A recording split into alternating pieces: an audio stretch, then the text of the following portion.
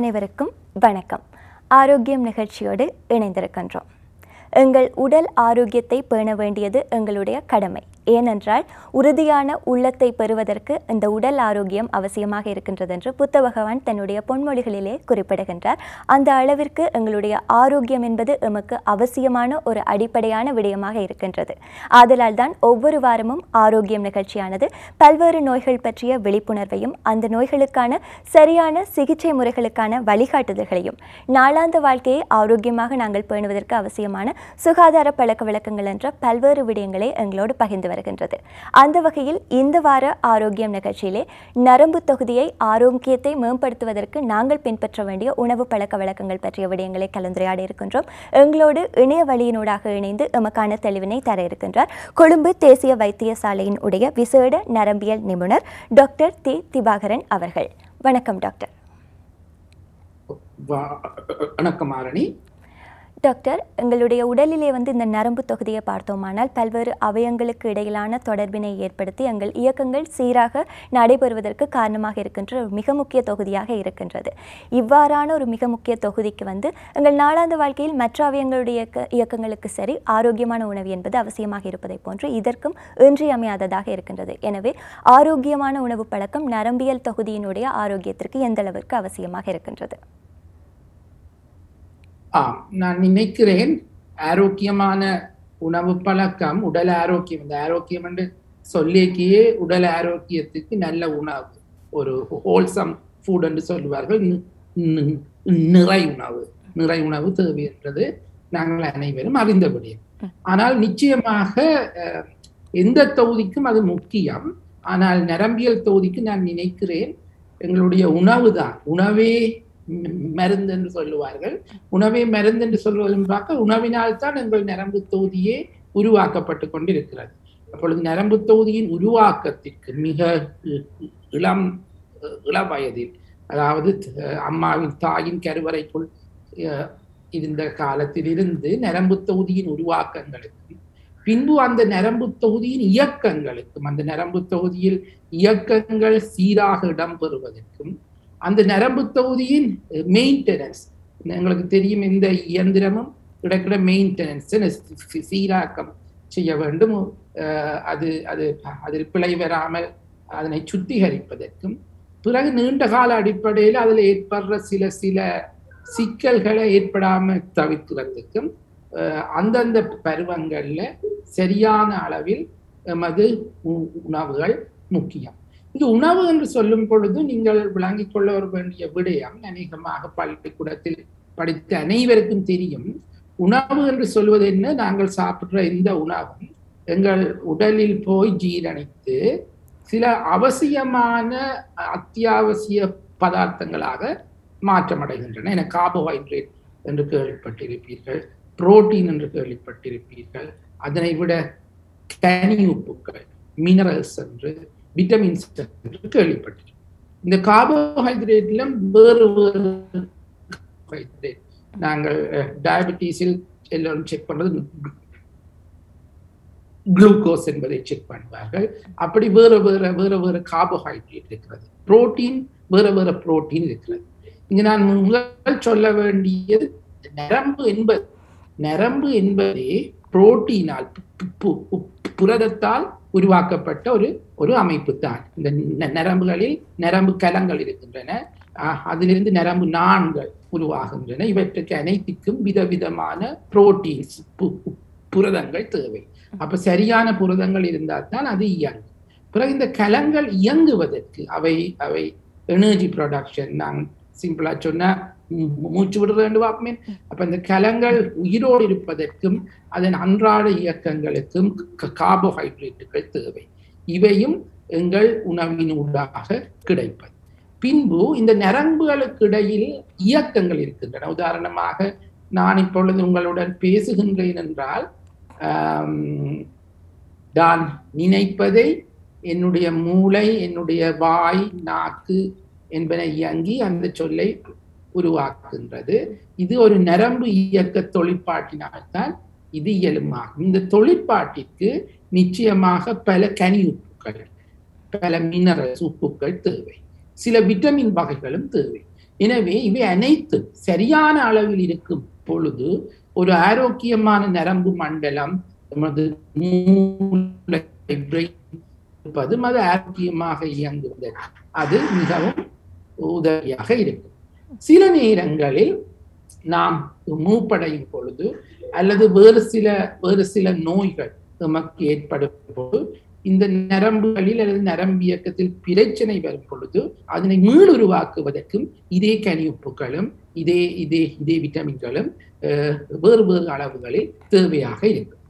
பின்னாளில் நாங்கள் மிகவும் மூப்படைந்து நமது நரம்பு இயக்கங்கள் சில குறைந்து கொண்டு வரும் பொழுதும் சில இந்த பதார்த்தங்களை சரியான அளவில் எடுப்பதன் ஊடாகவும் தீமையை உண்டாக்கும் சில பதார்த்தங்களின் அளவை நாங்கள் குறைவாக எடுப்பதன் ஊடாகவும் எங்களது நரம்பை குறிப்பிட்ட அளவு நீண்ட காலத்திற்கு ஆரோக்கியமாக வைத்துக் கொள்ளலாம். எனவே உணவில் நாங்கள் கவனம் செலுத்தினால் நாங்கள் எடுக்க வேண்டிய மருந்துகளின் அளவு மிகவும் சொற்பமாக இருக்கும். ஒட்டுமொத்தமாகவே எங்கள் ஆரோக்கியத்திற்கு வழிகொள்ளுகின்ற அடிப்படை விடயங்களில் இந்த உணவு பழக்கம் முக்கியத்துவம் பெறுகின்றது. பல்வேறு நோய்கள் ஏற்படாமல் எங்களை தற்காத்துக் கொள்வதற்கு எங்கள் உணவு பழக்கம் சரியாக இருக்குமாயின் அது வாய்ப்பளிக்கின்றது. எனவே டாக்டர், குறிப்பாகவே எங்கள் ஆரோக்கியத்திற்கு அவசியமான ஒரு விடயமாக உணவு பழக்கம் இருக்கின்ற போது இந்த நரம்பு தொகுதியில் நாங்கள் சரியான உணவு பழக்க வழக்கத்தை கொண்டிருக்காத போது ஏற்படக்கூடிய சிக்கல்கள் எவை? எத்தனையோ சிக்கல்கள் ஏற்படலாம். நான் நினைக்கிறேன் அவை அனைத்தையும் நாங்கள் உதாரணங்களாக குறிப்பிடுவதிலும் பார்க்க நாங்கள் ஒரு ஆளுடைய வாழ்க்கையை, ஒரு மனிதனுடைய வாழ்க்கையை பருவங்களாக பிரித்தால் ஒவ்வொரு பருவங்களாக கூறிக்கொண்டு செல்லலாம். எனவே உங்களுக்கு தெரியும், எங்கள் அனைவருக்கும் முதல் பருவம் தாயின் கருவறைக்குள் உருவாகுவது. எனவே நான் நினைக்கிறேன் ஒரு பெண் ஒரு கருவுற்றிருக்கும் பெண்ணின் உணவு பழக்க வழக்கங்கள் சிலவேளை கருவுற்றிருப்பதும் இல்லை, கருவுறுவதற்கு முன்பு கிட்டத்தட்ட ஒரு பெண் கருவுறுவதற்கு 3 மாதங்களுக்கு முன்பிருந்தே அவருடைய உணவு பழக்க வழக்கங்கள் அனைத்தும் அவருடன் உருவாகும் அந்த கருவில் அந்த சிசுவின் நரம்பு மண்டலம் எப்படி உருவாகிறது என்பதை தீர்மானிப்பதாக இருக்கு. அதனால்தான் நீங்கள் கேள்விப்பட்டிருப்பீர்கள், இப்பொழுது டாக்டர்ஸ் மருந்து தரும் பொழுதும் கூட ஆண்களுக்கு தருவதிலும் பார்க்க இளம் பெண்களுக்கு, உதாரணமாக கருவுறும் வயதில் உள்ள பெண்களுக்கு மருந்து கொடுப்பதில் நாங்கள் மிகவும் கவனமாக இருப்போம். ஏனென்றால் அதில் சில உணவு பற்றாக்குறைகளை உருவாக்கி விட்டால் அந்த முதல் 3 மாதம், ஒரு பெண் கருவுற்ற முதல் 3 மாதத்தில் தான் பெரும்பாலான நரம்பு மண்டல பகுதிகள், மற்ற அவயவங்களுக்கு கூட நரம்பு மண்டல பகுதிகள் உருவாகின்றன. அப்பொழுது அந்த நேரம் அந்த நரம்பை உருவாக்குவதற்குரிய முக்கியமான புரோட்டீன், புரதமோ அல்லது சில விட்டமின்களோ கனியுப்புகளோ அல்லது அயன்களோ பற்றாக்குறையாக இருந்தால் பிற்காலத்தில் அந்த சிசுவிற்கு நரம்பு பாதிப்புகள் சிலது ஏற்படுவதற்குரிய சான்சஸ் இருக்கின்றது.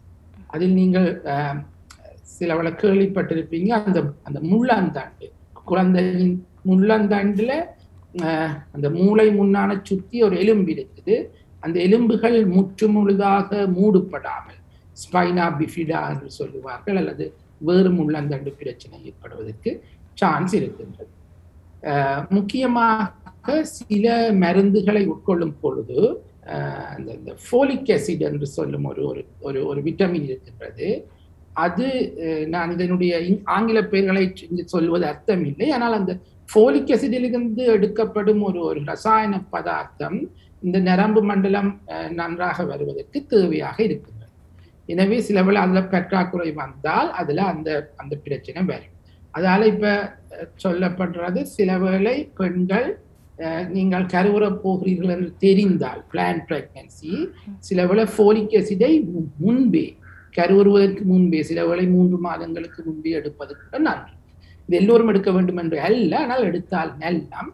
நிச்சயமாக சில மருந்துகள், சில வருத்தங்களுக்கு சில மருந்துகளை உட்கொள்பவர்கள் தங்களுடைய டாக்டரின் அறிவுரையின் அடிப்படையில் அந்த ஃபோலிக் ஆசிடை எடுக்கலாம். கர்ப்ப காலத்தில் அந்த தாய் எந்த அளவிற்கு ஒரு ஆரோக்கியமான உணவை உட்கொள்ளுகின்றார்களோ அந்த அளவிற்குத்தான் அந்த குழந்தையினுடைய ஊட்டச்சத்து என்பது சரியாக கிடைக்கப்பெற்று உரிய காலத்திற்கான வளர்ச்சியும் அந்த குழந்தைக்கு கிடைக்கின்றது. எனவே உரிய காலத்தில் நாங்கள் உட்கொள்ள வேண்டிய உணவு பழக்க வழக்கம் பற்றிய தெளிவு நமக்கு அவசியமாக இருக்கின்றது. நரம்பு தொகுதியின் ஆரோக்கியத்தை மேம்படுத்துவதற்கு நாங்கள் பின்பற்ற வேண்டிய உணவு பழக்க வழக்கங்கள் பற்றிய பல்வேறு விடயங்களை இன்றைய ஆரோக்கியம் நிகழ்ச்சியிலே கலந்துரையாடி கொண்டிருக்கின்றோம். இந்த கர்ப்ப காலத்தில் பெண்கள் தங்களுடைய உணவு பழக்க வழக்கத்தில் ஏன் அதிகம் கவனம் செலுத்த வேண்டும் என்பது பற்றி, ஏனென்றால் அவர்களுடைய ஆரோக்கியத்தோடு மாத்திரமல்லாது கருவிலே இருக்கின்ற குழந்தையினுடைய வளர்ச்சியிலும் ஆரோக்கியத்திலும் அது மிக முக்கிய பங்களிப்பு செய்கின்றது. தொடர்ச்சியாக அதை பற்றிய மேலும் பல விடயங்களை தெரிந்து கொள்ளலாம். முதல் 3 மாதங்களுக்கு பின்னாலும் நரம்பு தொகுதி, அந்த சிசுவின் நரம்பு தொகுதி அபிவிருத்தி அடையும், இயக்கங்கள் இன்னும் சிறப்பாக உருவாகும். அப்பொழுது இந்த முழு கர்ப்ப காலத்திற்கும் நிச்சயமாக அந்த தாய் ஆரோக்கியமான என்றால் அனைத்து விதமான புரோட்டீன், கார்போஹைட்ரேட், கனியுப்புக்கள் நிறைந்த உணவை உட்கொள்ள வேண்டும். அதனால தான் நீங்க பார்த்திருப்பீர்கள், ஒரு குறிப்பிட்ட காலத்திற்கு பிறகு அவர்களுக்கு விட்டமின்கள் அந்த கர்ப்ப தாய்மார்களை பார்க்கும் கிளினிக்குகளில் இரும்பு சத்துக்குரிய மற்றது கால்சியம், விட்டமின் டி ஆகியவற்றுக்குரிய விட்டமின்களை அளிப்பார்.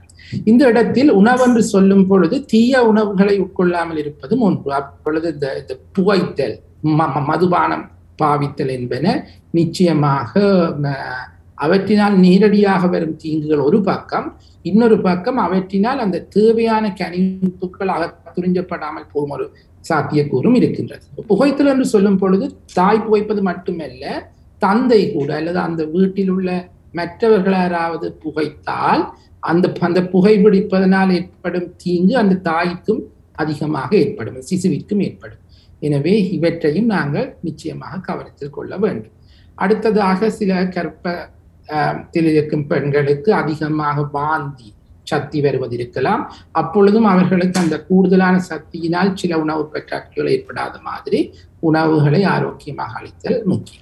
இதற்கு அடுத்த நிலையான இந்த குழந்தை பிறந்ததற்கு பின்பு 3 வயதுக்குட்பட்ட காலம் என்பது மூளை வளர்ச்சியிலாக இருக்கட்டும், அதனுடைய இயக்கங்களுக்காக இருக்கட்டும், ஒரு முக்கியத்துவம் பெறுகின்ற காலப்பகுதியாக இருக்கின்றது. எனவே இந்த காலத்தில் நரம்பு தொகுதியின் ஆரோக்கியத்திற்கு இந்த உணவு பழக்க வழக்கங்களை சரியாக நாங்கள் பின்பற்ற வேண்டியதன் அவசியம் என்ன டாக்டர்?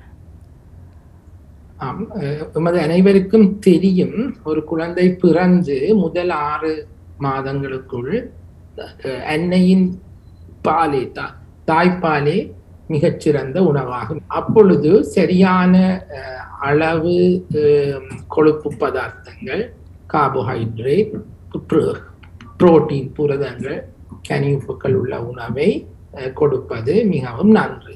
எமது பாரம்பரிய பல உணவுகளே இவற்றுடன் இவை நிறைந்த உணவுகள் பல உண்டு. அவற்றை தகுந்த அனுபவம் உள்ளவர்களின் அறிவுரையுடன் கொடுப்பதனால் குழந்தை அந்த தலையை தூக்குறது, முதல் பிறந்த தலையை தூக்குறது, உருள்றது, பிறல்றது, எழும்பி நிற்கிறது, வேறு அனைத்தும் அந்த நரம்பு தொகுதியின் சிறப்பான இயக்கத்தினூடாகத்தான் ஏற்படுகின்றது. அதுபோல் குழந்தையின் பேச்சு திறன், குழந்தை மற்றவர்களுடன் இசைவாக்கம் அடைவது, ஐ கான்டாக்ட், காய்களால் சின்ன சின்ன வேலைகள் செய்வது, பின்பு எழுந்து நிற்பது, நடமாடுவது, இதை அனைத்தும் ஒரு சிறப்பான நரம்பு தொகுதியினூடாக ஏற்படும் விடயங்கள் ஆகும். இந்த இடத்தில் வேக்சின்ஸ், அதாவது தடுப்பூசிகளும் மிகவும் முக்கியத்துவம் பெறுகின்றன. நிறை உணவு என்று சொல்லும் பொழுது ஒரு அடல்ட், ஒரு சாதாரண மனிதனின் உணவிலும் பார்க்க ஒரு குழந்தைக்கு நிச்சயமாக இந்த கொழுப்பு, ஒரு அடல்ட்டுக்கு நாங்கள் கொழுப்பை குறைப்போம் என்று சொல்லுவோம். ஆனால் குழந்தைகளுக்கு அதுவும் தேவை. ஏனென்றால் சில நரம்புகளை உருவாக்குவதற்கு அதுவும் மிகவும் தேவையாக இருக்கிறது. ஒரு குழந்தையின் மூளை வளர்ச்சி பெரும்பாலும் 2 வயதிற்குள் மிக பெரும்பாலான மூளை வளர்ச்சி உருவாகின்றது என்று நீங்கள் சொன்னது உண்டு. எங்களுடைய வாழ்க்கை வட்டத்தின் ஒவ்வொரு படிநிலையிலும் எங்களுக்கு அந்த நரம்பு தொகுதியின் ஆரோக்கியத்திற்கு உணவு பழக்கம் என்பது எவ்வாறு சரியாக ஆரோக்கியமாக அமைய வேண்டும் என்பது பற்றி சொல்லிக் கொண்டிருக்கின்றீர்கள். இதிலே கர்ப்பகாலம் மற்றும் ஒரு குழந்தை பிறந்து 3 வயது வரை பார்த்துவிட்டோம். இதற்கு அடுத்த நிலையாக இருப்பது பள்ளிக்கு செல்லுகின்ற குழந்தைகள் தான். அவர்களுடைய உடல் இயக்கங்கள் அதிக அளவில் செயற்பட்டு கொண்டிருக்கின்ற, அதே போன்று அவர்கள் கல்வி கற்பதனால் அது சார்ந்த நரம்பு தொகுதியினுடைய தேவை என்பதும் அதிகமாக இருக்கின்றது. எனவே இதற்கு ஆரோக்கியமான உணவு என்பது எந்த அளவிற்கு முக்கியத்துவம் பெறுகின்றது? இங்கும் அதே விடயம்தான். நல்ல எல்லா ஊட்டச்சத்துக்களும் உள்ள உணவுகளை தாய்மார் பெற்றோர் அளிக்க வேண்டும். ஆனா இங்க ஒரு பிள்ளை இந்த ஸ்கூலுக்கு போற காலத்துல ஓடி ஆட வேணும், விளையாட வேணும், ஸ்போர்ட்ஸ்ல ஈடுபட வேணும், நல்லா கல்வி கேட்கவும் யோசிக்க வேணும். இவை எல்லாத்துக்கும் இந்த கார்போஹைட்ரேட் இங்க சரியான முக்கியத்துவம் பெறும். மற்ற நேரங்களில் கார்போஹைட்ரேட் கூடாதுன்னு சொல்லுவோம், ஆனா கார்போஹைட்ரேட் இங்க தேவையாகதான் இப்ப தேவையாக இருக்கும். முக்கியமாக அந்த பிரேக்ஃபாஸ்ட், காலை உணவு மிகவும் முக்கியம். காலை உணவை அருந்தி செல்ல வேண்டும் பிள்ளைகள். சில வேளை காலை உணவை அருந்தி செல்லாமல் இருக்கும் பொழுது முக்கியமாக தகுந்த நீராகாரம், பால், சில வேளை நீர் கூட அருந்தாமல் சில வேளை பள்ளிக்கூடம் போகும் பொழுது சில நேரங்களில் அந்த நீங்கள் கேள்விப்பட்டிருப்பீர்கள், தலை சுற்றல் ஏற்படுவது, சில வேளை அறிவில்லாமல் மயங்கி விழுவது, அப்படியான சில விடயங்கள் ஏற்படலாம். இந்த வயதில் வரக்கூடிய ஒரு வருத்தம் எபிலெப்சி என்று கேள்விப்பட்டிருப்பீர்கள், ஃபிட்ஸ், அதாவது வலிப்பு நோய். அப்ப இந்த வலிப்பு நோய் சில வேளை நித்திரை இல்லாட்டிலும் வரும், ஆனால் தகுந்த உணவு இல்லாட்டிலும் ஏற்படலாம். சில வலிப்பு நோய்கள் சில குறைபாடுகளினால், உதாரணமாக கால்சியம் குறைபாட்டினால் ஏற்படும் ஒரு வலிப்பு நோயும் இருக்கின்றது. அப்பொழுது ஆரோக்கியமான உணவுகள் இதனை தவிர்க்கும். இரண்டாவது விடயம், இந்த வயதில் அந்த ஒற்றை தலைவலி என்று கேள்விப்பட்டிருப்பீர்கள். அது அடல்ட்ஸ், பெரியவர்களுக்கு வரும் ஒரு வருத்தம். ஆனால் சில வேளை இந்த வயதில் உள்ள பள்ளி குழந்தைகளுக்கும் ஒற்றை தலைவலி வரும். அப்ப இந்த ஒற்றை தலைவலி என்பது என்வாயன்மெண்ட், சூழலில் சில மாற்றங்களை ஏற்படும் பொழுது நமக்கு ஏற்படும் ஒரு தலைவலி. இந்த மாற்றங்கள் சில வேளை நேரத்துக்கு உணவு உட்கொள்ளாமையினால் அல்லது சில நேரங்களில் பிழையான உணவுகளை உட்கொள்வதனால் கூட ஏற்படலாம். சிலருக்கு துரதிருஷ்டவசமாக சில உணவுகளுக்கு இந்த ஒற்றை தலைவலி வரக்கூடிய சான்ஸ் கூட இருந்தால் அந்த உணவுகளை அறிந்து அதனை தவிர்ப்பதும் முக்கியம். ஏனென்றால் அதை தவிர்க்காம தலைவலியை உருவாக்கி தலைவலியால சக்தி எடுத்து பிள்ளை தகுந்த உணவுகளை முழக்கிறதிலும் பார்க்க என்ன சரி, ஒவ்வாமை உள்ள உணவுகளை அறிந்து தவிர்த்து கொள்வது நன்று. அப்படியே நிச்சயமாக கனி உப்புக்கள், நீங்க ஃப்ரூட்ஸ் அண்ட் வெஜிடபிள்ஸ், பல வகையும் இலை வகைகளும் சில விட முக்கியம். என்ன நீங்க பார்த்துருப்பீங்க அட்வர்டைஸ்மெண்ட் விளம்பரங்களில் கூட வெள்ளாரை உள்ள கேப்சியூல் என்றெல்லாம் சொல்லுவார்கள். நாங்கள் கேப்சியூல் குளிசி எடுக்க தேவையில்லை, வெள்ளாரையை சாப்பிடலாம். அப்படி இல வகையும் பல வகையும் நிச்சயமாக ஊட்டச்சத்துக்களை தகுந்த அளவில் பேணுவதற்கு உதவியாக இருக்கு. நரம்பு தொகுதியின் ஆரோக்கியத்தை மேம்படுத்துவதற்கு நாங்கள் பின்பற்ற வேண்டிய உணவு பழக்க வழக்கங்கள் பற்றி தான் இன்றைய ஆரோக்கியம் நிகழ்ச்சியிலே கலந்துரையாடி கொண்டிருக்கின்றோம். எங்களோடு இணைந்திருக்கின்றார் கொழும்பு தேசிய வைத்தியசாலையின் உடைய விசேட நரம்பியல் நிபுணரான டாக்டர் தே திவாகரன் அவர்கள். டாக்டர், நீங்கள் ஒவ்வொரு படிநிலை பற்றியும் குறிப்பிட்டிருந்தீர்கள். இதிலே இந்த பள்ளிக்கு செல்லுகின்ற குழந்தைகளுக்கு அடுத்ததாக இளைஞர்கள் இருக்கின்றார்கள். இந்த இளைஞர்களுக்கான ஊட்டச்சத்து தேவை, அது சம்பந்தப்பட்ட நரம்பியல் தொகுதியினுடைய இயக்கம், இதுகள் எல்லாம் எந்த அளவிற்கு முக்கியத்துவம் கொடுக்க வேண்டியதாக இருக்கின்றது? இளைஞர்களுடன் அனைவரையும் எடுத்துக்கொள்வோம். நாங்கள் பெரியவர்களானதும் எப்படியான உணவுகள் இருக்க வேண்டும் என்று நான் சொன்னேன். சின்ன பிள்ளையில கொழுப்பு உணவுகள் தேவையா இருக்கலாம், பள்ளி செல்லும் காலங்களில் ஓடியாடுவதற்கு உணவுகள் தேவை. ஆனால் ஒரு குறிப்பிட்ட வயதுக்கு பிறகு நிறை உணவு என்பது நீங்கள் செய்யும் வேலைக்கேற்ற உணவு தான். அப்பொழுது நிச்சயமாக கார்போஹைட்ரேட் என்பது சொல்லுவார்கள் ஒரு 55% இருக்கலாம் என்று, புரோட்டீன் ஒரு 20 தொடக்கம் 30%. இங்கு அந்த நிறை உணவு என்பது எல்லாம் ப்ரொபோர்ஷனேட்டா உணவு உட்கொள்வது முக்கியம்.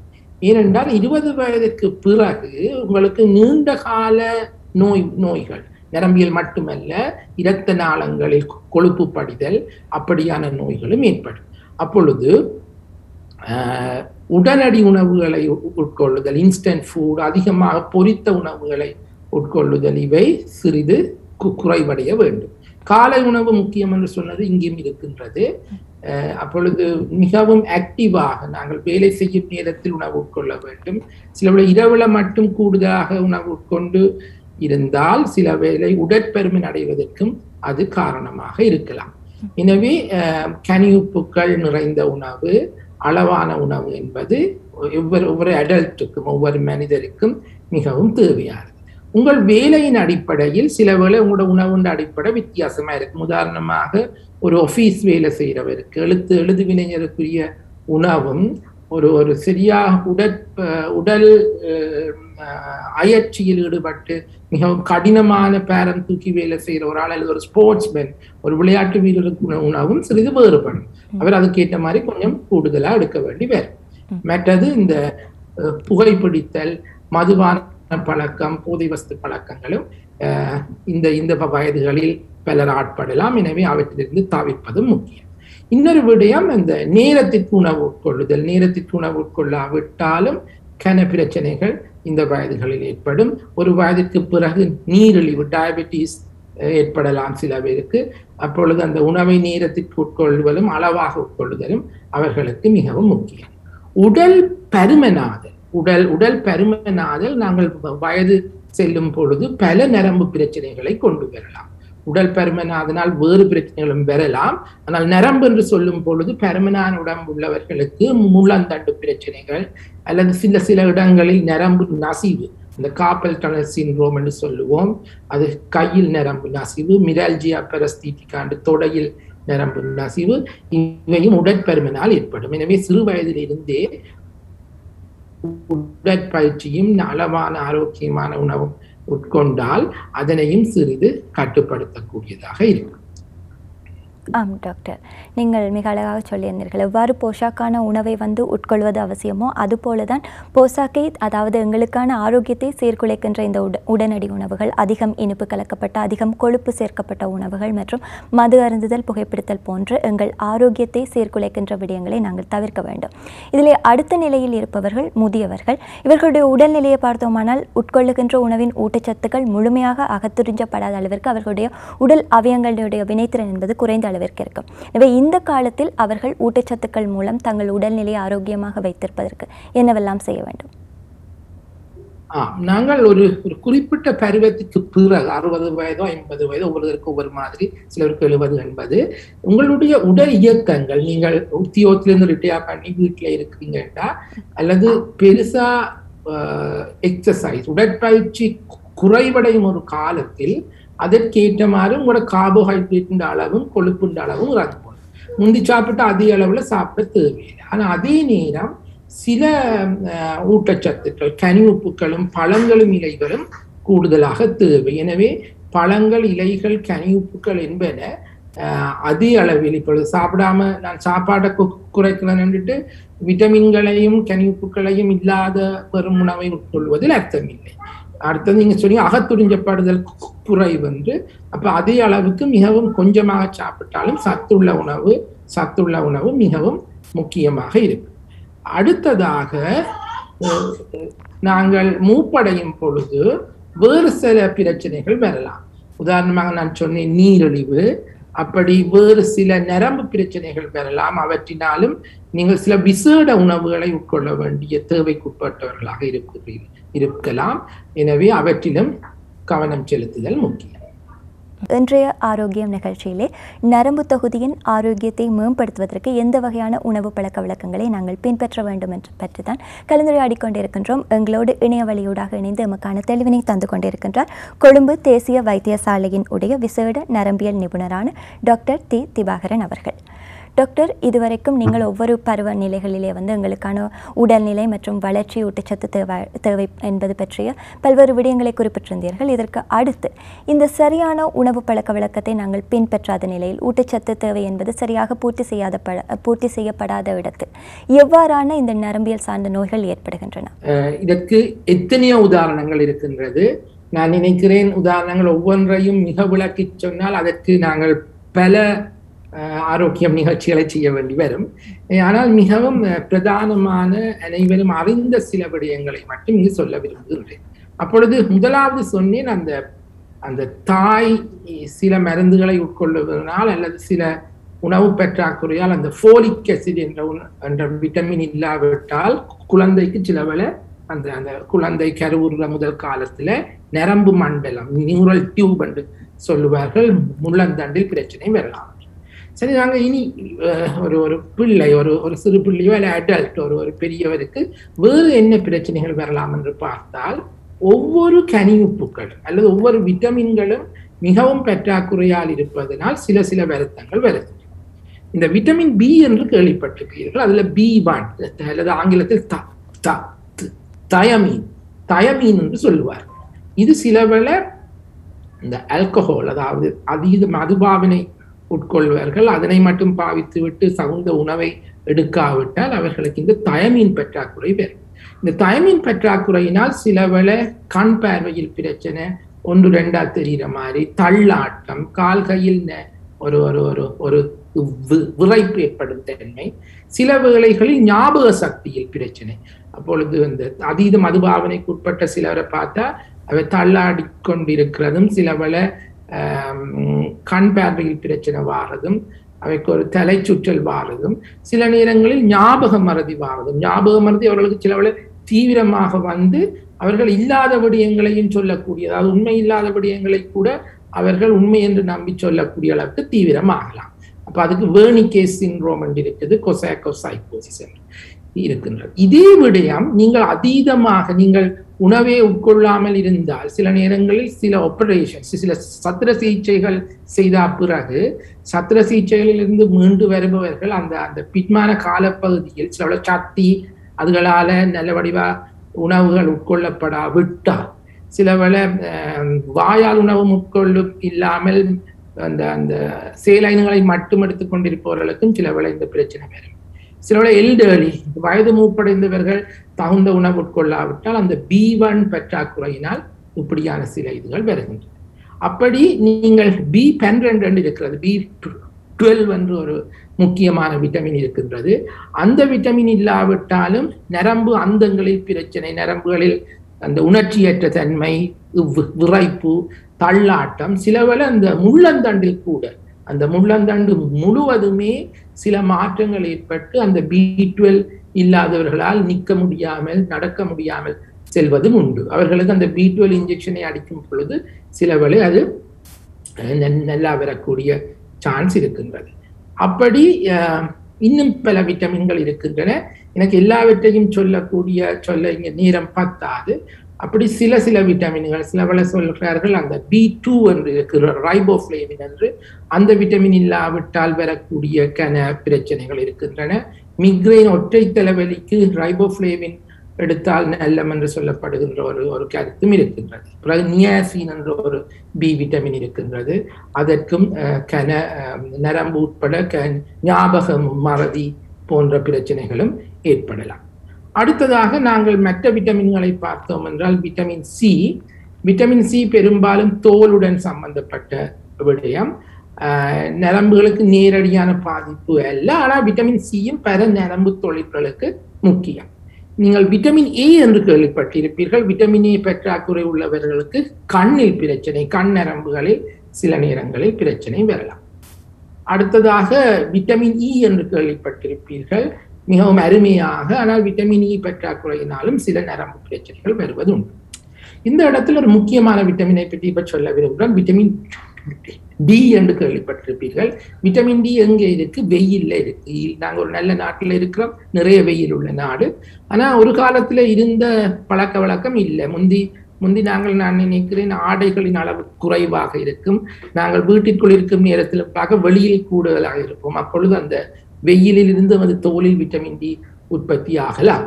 எமது தோல், அதாவது கொஞ்சம் மேற்கு நாட்டவர்களின் தோலிலும் பார்க்க எமது தோல் அந்த அந்த வெயிலினால் வரும் தீங்குகளை ஏற்படுத்தாத மாதிரி தான் உருவாக்கப்பட்டிருக்கிறது.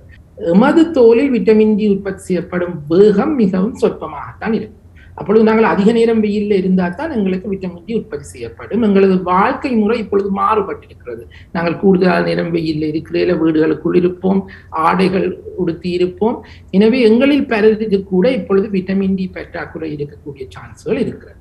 இந்த நரம்பு நோய்களில் மல்டிபிள் ஸ்க்ளிரோசிஸ் என்ற ஒரு நரம்பு நோய் இருக்கிறது.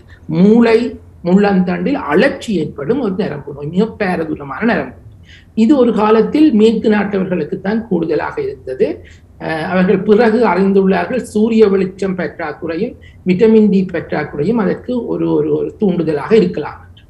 ஆனால் நிச்சயமாக எங்களுக்கும் விட்டமின் டி பற்றாக்குறை இருக்கும் பொழுது இந்த இப்படியான நோய் நிலை இங்கு குறைவாக இருந்தாலும், மல்டிபிள் ஸ்க்ளிரோசிஸ் குறைவாக இருந்தாலும் சில வேளை அதனை தூண்டக்கூடிய ஒரு சாத்தியக்கூறு இருக்கின்றது. பல நரம்பு நோய்களுக்கு சிலவேளை உங்களுடைய விட்டமின் டி அளவு பற்றாக்குறையாக இருந்தால் அதுவும் ஒரு காரணமாக இருக்கலாம். எனினும் அதற்கான சும்மா விட்டமின் டி எடுக்க வேண்டாம். உங்களோட தகுந்த வைத்தியரின் ஆலோசனையுடன் உங்கள் நோய்களுக்கும் விட்டமின் டிகளுக்கும் தொடர்பு இருக்கிறதா என்று நீங்கள் பார்த்துக் கொள்ளலாம். அடுத்ததாக மேலும் பல கனிவுப்புகள் இருக்கின்றன. சில கனிவுப்புகளின் பற்றாக்குறையினாலும் சில நோய்கள் வரலாம். உதாரணமாக கொப்பர் என்று செம்பு என்று ஒரு உலோகம் இருக்கின்றது. அது அதிகரித்து வரும் பிரச்சனைகளும் இருக்கின்றது, அது குறைந்து வரும் பிரச்சனைகளும் இருக்கின்றது. சிலருக்கு அந்த கொப்பர் உடம்புல கூடுதலாக சேரும், அது வெளிப்படுத்த முடியாமல் இருக்கலாம். இப்போ அதனால அந்த வில்சன் என்ற ஒரு வருத்தம் இருக்கிறது. அதில் மூளையில், ஈரலிலும் மூளையிலும் பாதிப்பு வரும். மிக பாரதூரமான பாதிப்புகள், சிலவளை நிற்க முடியாது, நடக்க முடியாது, கட்டுப்பாடற்ற உடல் இயக்கங்கள் வரலாம். எனவே அவர்களுக்கு நாங்கள் சொல்லுவோம் அந்த அந்த அந்த கொப்பர் அதிகம் இல்லாத உணவுகளை உட்கொள்ள சொல்லி. அப்ப நாங்கள் சொல்லுவோம் இந்த கடல் உணவு வாய்கள், இறால் உணவுகள், சாக்லேட் உணவுகள், நட்ஸை தவிர்த்து உட்கொள்ள சொல்லி சிலவளை சொல்லுவோம், இறைச்சிகளை தவிர்த்து. அப்படி சில நோய்களுக்கு டாக்டர்கள் எந்தெந்த மருந்துகளை, எந்தெந்த உணவுகளை கொஞ்சம் தவிர்க்கலாம் என்று சொல்லுவார்கள். இதற்கு எதிர்மாறானதும் இருக்கிறது. நான் கிட்டடியிலும் பார்த்து ஒரு அனுராதபுர ஊரிலிருந்து வந்த ஒரு யுவதிக்கு, அவருக்கு மற்ற மாதிரி அவற்றை உடம்புல கொப்பர் பத்தாது. அப்ப கொப்பர் இல்லாம போறபடியால் அந்த கொப்பரின் பற்றாக்குறையினால் அவருக்கு முள்ளந்தண்டில் பாதிப்பு வந்தது. அவருக்கு ஏன் கொப்பர் பற்றாக்குறை வந்தது என்றால், அவர் உட்கொண்ட வேறு ஏதோ மருந்தோ ஒரு உணவினால் அந்த கொப்பரின் அகத்துறிஞ்சல் இல்லாமல் இருந்தது. அப்ப இப்படி கனை இருக்கு. அப்படி இரும்பு சத்து மிகவும் முக்கியம். எங்களை அனைவருக்கும் தெரியும், இரும்பு சத்து இல்லாட்டி, ஹீமோகுளோபின் இல்லாட்டி எங்களுக்கு அனீமியா என்ற நிலை வரும். சில நேரங்களில் இரும்பு சக்தி இல்லாமல் சில நரம்பு நோய்கள் வரலாம். இதற்கு எதிர்மாறாகவும் உள்ளது. உடம்பில் இரும்பு அக்யூமிலேட், அதாவது தேங்கி நின்றாலும் பிரச்சனை வரும். அப்ப அளவு இல்லாமலும் பிரச்சனை வரும், அளவுக்கு மிஞ்சினாலும் பிரச்சனை வரும். அப்ப எல்லாத்திலையும் ஒரு மிதமான அளவு இருப்பது முக்கியம். இப்பொழுது நாங்கள் அந்த நீரிழிவு என்ற நோய் நிலைக்கு வருவோம். நீரிழிவு என்றால் என்ன? எமது உடலினால் அந்த அந்த கார்போஹைட்ரேட்டிலிருந்து எடுக்கும் குளுக்கோஸின் அளவை ஒரு சமநிலையில் வைத்திருக்க முடியாத தன்மை தான் நீரிழிவு. அப்போ ஒருக்காங்கட குளுக்கோஸ் மட்டம் கூடும், சில நேரங்களில் இறங்கும். இரண்டினாலும் ஆபத்துக்கள் உள்ளன. அதாவது குளுக்கோஸ் மட்டம் கூடுவதனைத்தான் நாங்கள் நீரிழிவு என்று சொல்லுகின்றோம். அதனால் பல நரம்புகளில், மூளையில், கண்களில் பிரச்சனை வரும். அதே நேரம் அதற்கு எடுக்கும் மருந்தெடுக்கும் பொழுது தகுந்த உணவை எடுக்காமல் சீனியின் மட்டம், குளுக்கோஸ் மிக குறைவாக சென்றாலும் அதனால் மிகவும் மீட்க முடியாத சில ஆபத்து நிலைகளுக்கும் போகக்கூடிய சான்சஸ் இருக்கின்றது. இப்பொழுது சொல்லுகிறார்கள், நரம்பில் பாதிப்பு வருவது சீனி அதிகரித்ததனாலோ குறைந்ததனாலோன்றதுக்கு அப்பால பிளக்சுவேஷன், அடிக்கடி மாறுபடுவதனாலும் வரும். அப்ப நீங்க அடிக்கடி மாறிக்கொண்டிருக்கீங்கன்னா, ஒருக்கா உங்களோட கண்ட்ரோல், டயபெட்டிஸ் கண்ட்ரோல் நல்லா இருக்குது, இந்த மாதம் நல்லா இருக்குது, அடுத்த மாதம் நல்லா இருக்குது. அப்ப மாறி மாறி சீனி மேலேயும் கீழேயும் போய் வந்தாலும் அந்த ஒரே நிலையில இருக்கிறவையிலும் பார்க்க மாறி மாறி போய் வரவைக்கு மிக வேகமாக நரம்பு பாதிப்புகள் ஏற்படுகின்றன. இன்னும் எண்ணற்றவை இருக்கின்றன. ஆனால் மிக மிக முக்கியமான சிலவற்றை பற்றி மட்டுமே சொன்னேன். மற்றது சில ஃபிட்ஸ், சில வலிப்பு வருத்தங்கள், சில கனிவுப்பு பற்றாக்குறையினால், நான் சொன்னேன் கால்சியம் குறைபாட்டினால், சிலவுல கால்சியம் கூடுவதனால், அப்படி சில கனிவுப்புகளின் மாற்றத்தினால் ஃபிட்ஸ் வரும் தன்மையும் உள்ளது. இவை எல்லாவற்றையும் உதாரணமாக எடுங்கள். இன்னும் கன உதாரணங்கள் உள்ளன. ஆம் டாக்டர், தேவையான அளவு, அதாவது அளவுக்கு குறைவாகவோ அல்லது அளவுக்கு அதிகமாகவோ நாங்கள் ஊட்டச்சத்துக்களை உட்கொள்ளுகின்ற போது அதனோடு சம்பந்தப்பட்டு அது தொடர்பாக ஏற்படக்கூடிய நரம்பியல் சார்ந்த நோய்களை பற்றி பல விடயங்களை குறிப்பிட்டிருந்தீர்கள். இன்றைய நாளிலே ஆரோக்கியம் நிகழ்ச்சியிலே நாங்கள் ஆரோக்கியமான உணவின் மூலம் எங்களுடைய நரம்பியல் தொகுதியை எவ்வாறு அதனுடைய ஆரோக்கியத்தை மேம்படுத்தி நாங்கள் பேணிக்கொள்ளலாம் என்பது பற்றிய பல்வேறு விடயங்களை பற்றி பார்த்திருந்தோம். எங்களோடு இணைந்து எமக்கான தெளிவினை தந்திருந்தார் கொழும்பு தேசிய வைத்தியசாலையின் உடைய விசேட நரம்பியல் நிபுணரான டாக்டர் தி திவாகரன் அவர்கள். அவர்களுக்கு எங்களுடைய நன்றி. நன்றி டாக்டர். நன்றிகள். இன்றைய ஆரோக்கியம் நிகழ்ச்சியிலே நரம்பு தொகுதியினுடைய ஆரோக்கியத்தை மேம்படுத்துவதற்கு நாங்கள் எந்த வகையான உணவு பழக்க வழக்கங்களை பின்பற்ற வேண்டும் என்கின்ற பல்வேறு விடயங்களை பகிர்ந்திருந்தோம். தொடர்ச்சியாக அடுத்த வாரம் சந்திக்கும் வரை விடைபெற்றுக் கொள்கிறோம். நன்றி, வணக்கம்.